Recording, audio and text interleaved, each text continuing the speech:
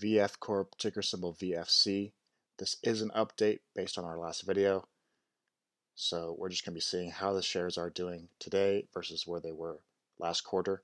You see that the company still operates at a loss based on the price to earnings. They have a market cap of 5.96 billion and an enterprise value of 12.32 billion.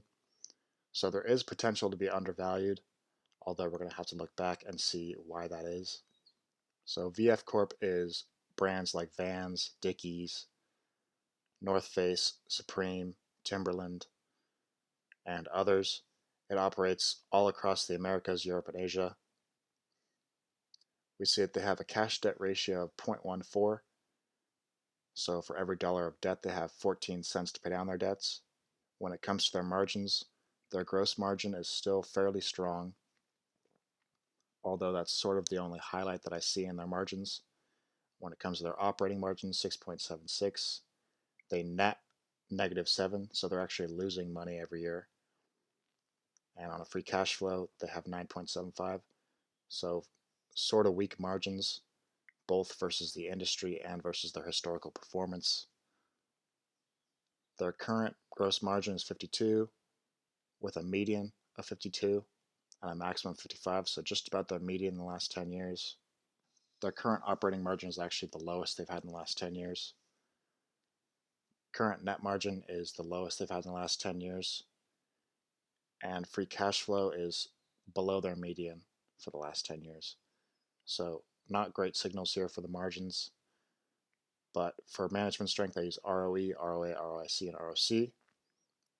And we see that the only highlight here is the return on invested capital, which is very strong.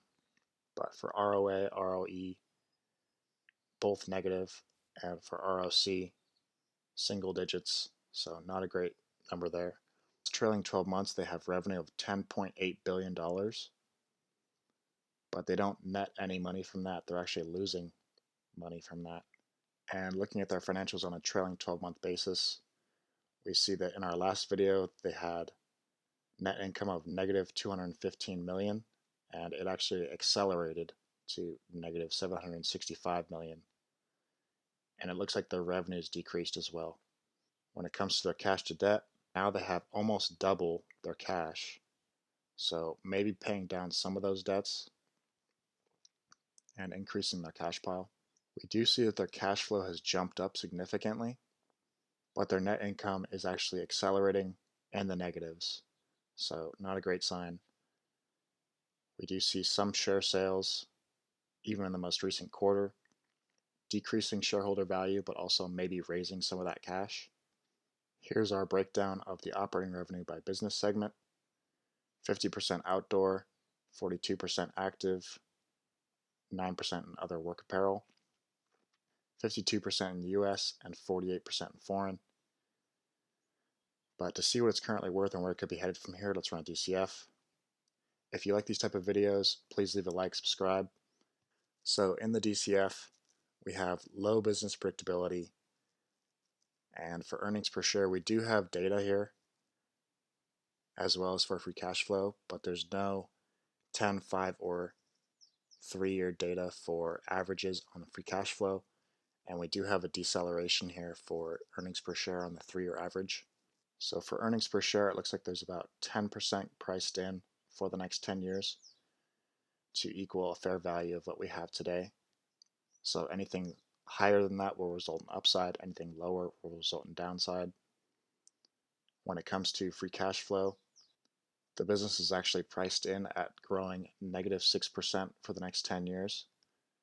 So based on free cash flow, it could be sort of cheap, because even if they were to grow at 0 and maintain their current cash flows, a fair value would be closer to $22.83, whereas currently we're at 15.34.